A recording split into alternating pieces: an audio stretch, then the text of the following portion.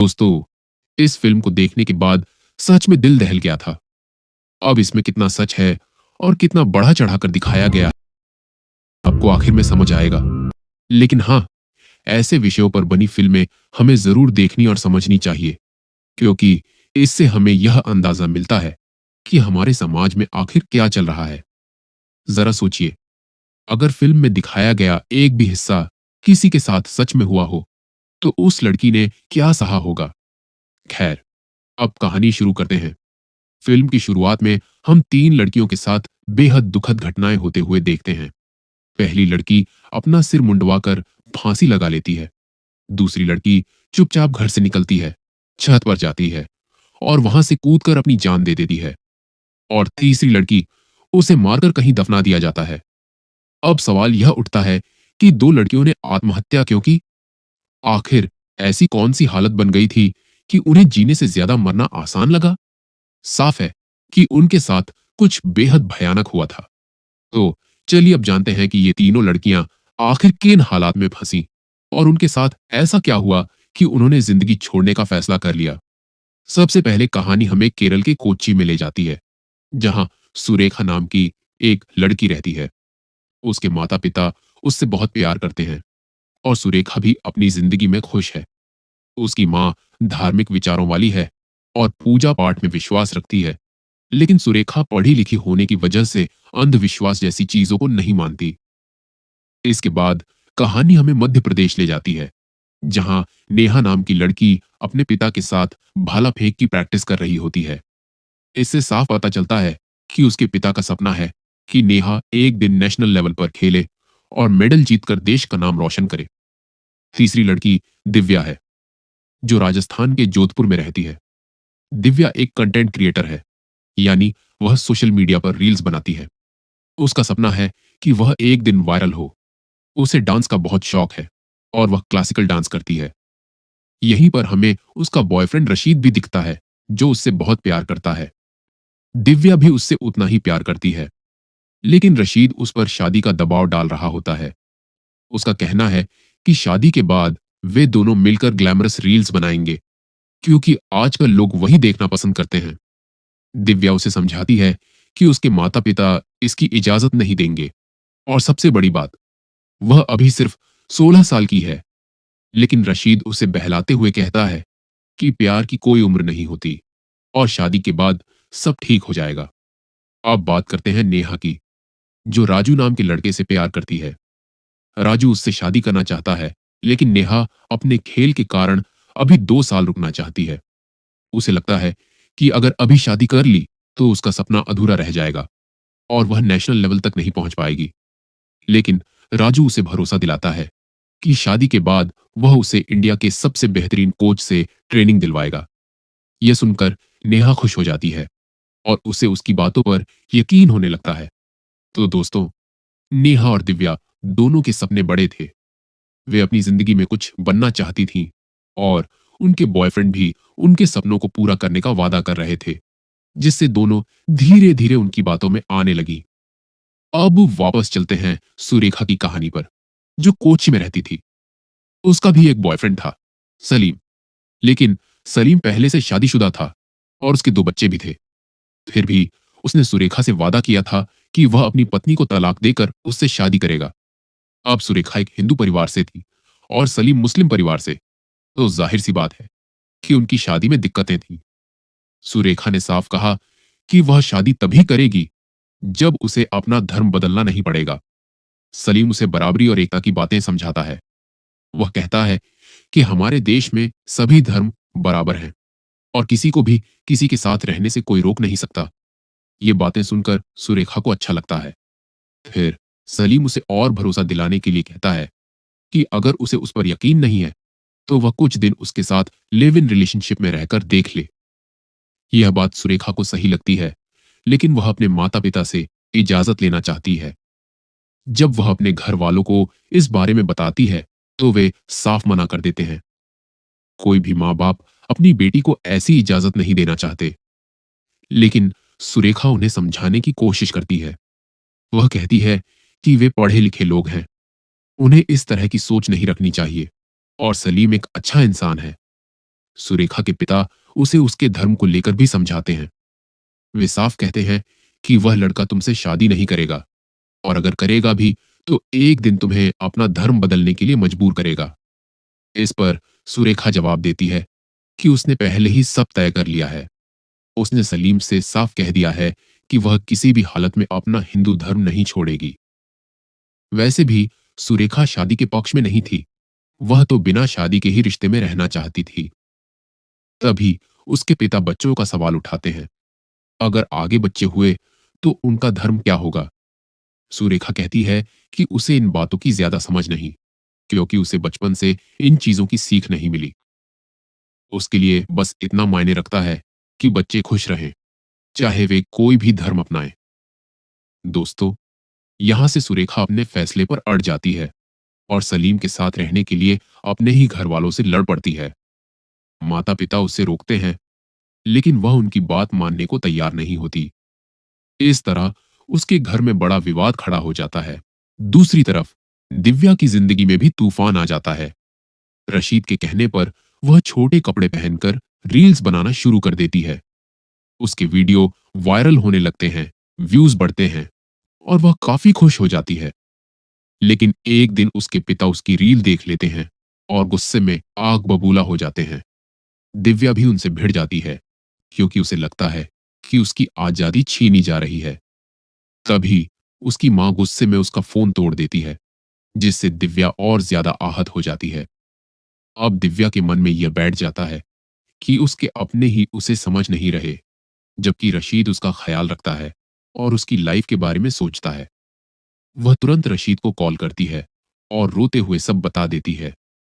रशीद पहले से ही उसे भागने के लिए कह रहा था, तो इस बार दिव्या भी तैयार हो जाती है और उसके साथ भागने का फैसला कर लेती है। अब बात करते हैं नेहा की, जो अपने बॉयफ्रेंड राजू से चोरी छुपे मंदिर में मिलती है। यहाँ राजू उसे समझाता है कि अगर वे अपनी मर्जी से शादी कर लेंगे तो बाद में सब ठीक हो जाएगा। नेहा डरती है कि घर वाले उसे स्वीकार नहीं करेंगे, लेकिन राजू उसे भरोसा दिलाता है कि शादी के बाद उन्हें मानना ही पड़ेगा। आखिरकार वह उसे मना लेता है और दोनों मंदिर में ही शादी कर लेते हैं। इधर नेहा शादी कर चुकी होती है और उधर उसके माता पिता उसके लिए रिश्ता ढूंढ रहे होते हैं। वे उसे बताते हैं कि रविवार को लड़के वाले उसे देखने आने वाले हैं। रविवार के दिन जब लोग घर आते हैं तो उसकी मां उसे तैयार होने को कहती है, लेकिन नेहा पहले ही शादी कर चुकी होती है। इसीलिए वह मजबूरी में सच्चाई बता देती है कि उसने मंदिर में राजू से शादी कर ली है। यह सुनते ही उसके माता पिता गुस्से से भर जाते हैं और उसे घर में रखने तक से मना कर देते हैं। तो दोस्तों, इस तरह तीनों लड़कियां अपने घर वालों के खिलाफ जाकर घर छोड़ देती हैं। नेहा शादी के बाद राजू के साथ उसके घर चली जाती है। सुरेखा अपने परिवार की मर्जी के खिलाफ जाकर सलीम के साथ रहने लगती है और दिव्या रशीद के साथ भागकर शादी कर लेती है, वो भी मुस्लिम रीति रिवाज से। अब तीनों तो अपने फैसले लेकर घर से निकल चुकी थीं, लेकिन उनके पीछे उनके माता पिता किस दर्द से गुजर रहे थे, इसका अंदाजा शायद उन्हें नहीं था। उन्हें यह जरूर लगता था कि उनकी बेटियां गलत कर रही हैं, लेकिन वे खुद भी लाचार थे। अब देखते हैं कि घर छोड़ने के बाद इन तीनों की जिंदगी में क्या होता है। सबसे पहले दिव्या की बात करते हैं, जिसे रशीद अपने घर ले जाता है। वहां जाकर उसे महसूस होता है कि उसके साथ अजीब व्यवहार हो रहा है। घर वाले धीरे धीरे उस पर धर्म बदलने का दबाव डालने लगते हैं, जिससे वह परेशान हो जाती है। रशीद की मां उसे समझाती है कि यह लड़की कभी भी भाग सकती है, इसीलिए इसे जल्द से जल्द मां बना देना चाहिए ताकि यह यहीं बनकर रह जाए। उधर दिव्या की मां बार बार उसे कॉल कर रही होती है, लेकिन रशीद उसे फोन उठाने नहीं देता और बाद में उसका सिम भी बदलवा देता है। दिव्या अपना धर्म बदलना नहीं चाहती, लेकिन रशीद उसे समझाता है कि अगर वह चाहती है कि उसके घर वाले उसे स्वीकार करें और उसे रील बनाने की आजादी मिले, तो उसे धर्म बदलना होगा। दिव्या ने तो रील्स और अपने सपनों के लिए ही यह रिश्ता चुना था, इसलिए वह मजबूरी में धर्म बदलने के लिए तैयार हो जाती है। इसके बाद हम नेहा को देखते हैं, जिसे राजू आगरा लेकर आया है। वह उसे बताता है कि उसके घर वाले उससे नाराज हैं, इसलिए उन्हें कुछ समय यहीं रहना होगा। नेहा को वहां रहते हुए 3 दिन हो चुके थे। वह ठीक से प्रैक्टिस भी नहीं कर पा रही थी, क्योंकि पहले वह रोज अपने पापा के साथ अभ्यास करती थी और अब उनकी कमी उसे हर पल महसूस हो रही थी। उधर राजू भी चुप चुप रहता, ठीक से खाना नहीं खाता और हमेशा परेशान दिखता। नेहा को लगा कि शायद उसे काम नहीं मिल रहा, इसीलिए वह तनाव में है, लेकिन सच्चाई कुछ और ही थी। एक शाम राजू ने नेहा को सच बताया, वह हिंदू नहीं है, उसका असली नाम फैजान है। ये सुनते ही नेहा का गुस्सा फूट पड़ता है। वह उसे थप्पड़ मारती है और जोर जोर से चिल्लाने लगती है, क्योंकि उसे साफ महसूस हो जाता है कि उसके साथ धोखा हुआ है। लेकिन यहां भी फैजान भावनाओं का सहारा लेता है। वह कहता है कि उसने यह सब सिर्फ प्यार की वजह से किया, क्योंकि अगर वह पहले सच बता देता तो नेहा उससे कभी प्यार नहीं करती। वह यह भी कहता है कि उसने उसके लिए अपना परिवार तक छोड़ दिया। इन बातों को सुनकर नेहा का दिल पिघल जाता है और वह फिर से उसकी बातों में आ जाती है। इसके बाद फैजान उसे अपने घर ले जाता है। दोस्तों, यहां हम देखते हैं कि नेहा और दिव्या दोनों का धर्म परिवर्तन करवा दिया जाता है। वे धीरे धीरे बहलाकर अपना धर्म बदल देती हैं। दिव्या का नाम बदलकर आलिया रखा जाता है और नेहा का नाम नफीजा। अब सुरेखा की बात करें तो सलीम उसे एक मोहल्ले में किराए के कमरे में रखता है, क्योंकि वह उसे अपने घर नहीं ले जा सकता। वह पहले से शादीशुदा है। सुरेखा को वह छोटा कमरा देखकर अजीब लगता है, क्योंकि सलीम ने उसे बड़े बड़े सपने दिखाए थे। वह बहाना बनाता है कि उसका फ्लैट बन रहा है, इसीलिए फिलहाल यहीं रहना होगा। फिर कहानी में बड़ा मोड़ आता है। हम देखते हैं कि फैजान एक शख्स से मिलता है जिसका नाम जलालुद्दीन है। वहीं दूसरी तरफ सलीम अपने ऑफिस जाता है, जहां कई और लड़के मौजूद होते हैं। जब फैजान उस आदमी से मिलता है तो वह उसे 4 लाख रुपए देता है। अब सवाल उठता है कि ये पैसे क्यों दिए जा रहे हैं। असल में यह सब एक सुनियोजित प्लान का हिस्सा था।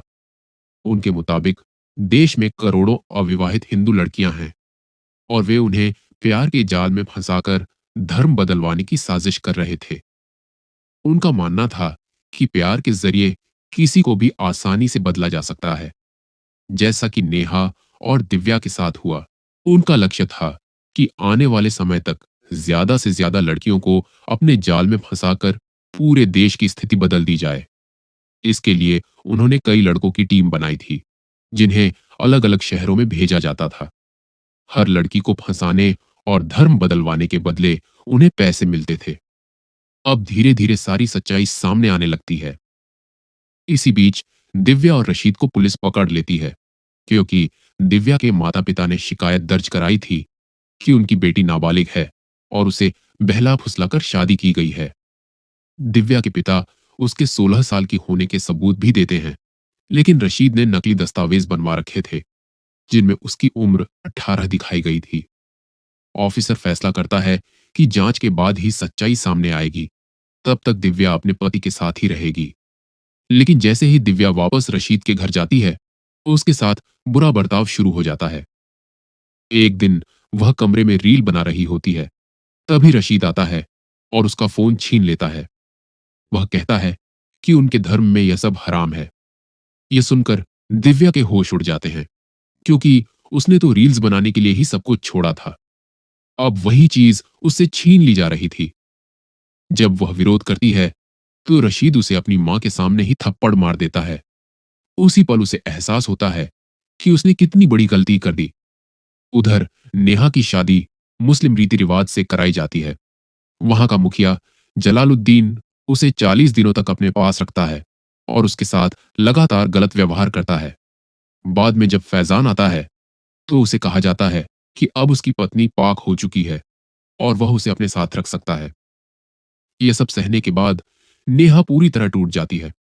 वह रोती रहती है, लेकिन भाग नहीं सकती, क्योंकि फैजान उसे बंद करके रखता है। अब सुरेखा की हालत भी खराब होने लगती है। एक दिन सलीम अपनी पत्नी को उसके कमरे में ले आता है। यह देखकर सुरेखा हैरान रह जाती है, क्योंकि उसे बताया गया था कि वह तलाक ले चुका है। जब वह सवाल करती है तो सलीम बहाना बनाता है कि तलाक इतना आसान नहीं होता, उसमें समय और पैसे लगते हैं। वह उसे समझाता है कि कुछ महीनों में सब ठीक हो जाएगा, लेकिन समय बीतता जाता है और सुरेखा को एहसास होने लगता है कि वह फंस चुकी है। सलीम हर बार नया बहाना बनाता है और जब वह वहां से जाने की कोशिश करती है तो वह उसे जबरदस्ती रोकता है और मारपीट भी करने लगता है। उसने आसपास की औरतों को भी उस पर नजर रखने के लिए लगा दिया था, जिससे उसका भागना लगभग नामुमकिन हो गया। इधर दिव्या फिर से चुपके से रील बनाने की कोशिश करती है, लेकिन इस बार रशीद और ज्यादा गुस्से में आ जाता है।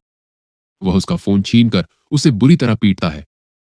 दिव्या रोते हुए कहती है कि वह उसके धर्म के सारे नियम मान रही है, नमाज पढ़ रही है, सब कुछ कर रही है, बस उसे रील बनाने की इजाजत दे दे।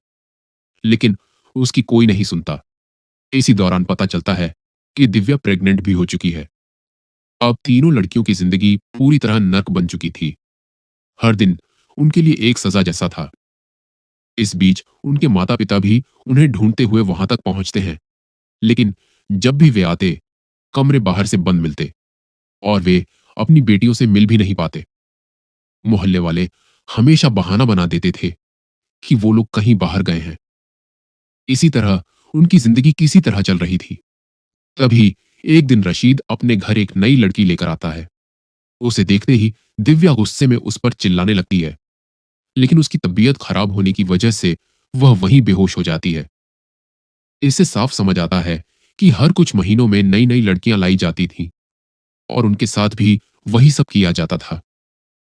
दूसरी तरफ सलीम लगातार सुरेखा पर धर्म बदलने का दबाव डाल रहा था, लेकिन सुरेखा अपनी बात पर अड़ी रहती है कि वह ऐसा कभी नहीं करेगी। इस पर सलीम धमकी देता है कि जब तक वह धर्म नहीं बदलेगी, उसे इसी तरह कैद करके रखा जाएगा। उधर नेहा की हालत और भी खराब हो चुकी थी। उसके साथ बेहद बुरा व्यवहार किया जा रहा था। असल में उसे लाने पर कम पैसे मिले थे, जिस वजह से फैजान की मां कहती है कि अब उससे खर्चा वसूलना पड़ेगा। इसके बाद फैजान उसे जबरदस्ती गलत काम में धकेल देता है। पैसे लेकर मोहल्ले के लोगों को उसके कमरे में भेजा जाता है। नेहा रोती, चिल्लाती रहती, लेकिन उसे बांध कर रखा जाता था, जिससे वह कुछ भी नहीं कर पाती। वह पूरी तरह टूट चुकी थी। इसी बीच रशीद एक और लड़की फातिमा को घर लाता है। वह उससे मीठी मीठी बातें करता है और उसे दिव्या के खिलाफ भड़काता है। वह कहता है कि दिव्या का कैरेक्टर ठीक नहीं है और उसके पेट में पल रहा बच्चा भी पता नहीं किसका है। यह सुनकर फातिमा के मन में दिव्या के लिए नफरत पैदा हो जाती है। कुछ समय बाद दिव्या एक बेटे को जन्म देती है। एक दिन फातिमा उसके पास आती है। अभी तक उसे रशीद की सच्चाई का पता नहीं होता, इसलिए वह दिव्या को ही गलत समझती है। लेकिन दिव्या उसे समझाने की कोशिश करती है कि रशीद ने उसके साथ भी धोखा किया है और अब वही सब उसके साथ भी करेगा। वह फातिमा को वहां से भागने के लिए कहती है, लेकिन फातिमा को अभी भी रशीद पर भरोसा होता है। अब सुरेखा की हालत भी बिगड़ने लगती है। वह अभी भी धर्म बदलने से इनकार करती है। इस पर कुछ औरतें उसे जबरदस्ती करने लगती हैं। वह उनका विरोध करती है, लेकिन सलीम आकर उसे बुरी तरह मारता है। उसकी किताबें जला देता है और उसका फोन तोड़ देता है, क्योंकि सुरेखा ने कहा था कि वह यहां से भागकर सबको सच्चाई बताएगी।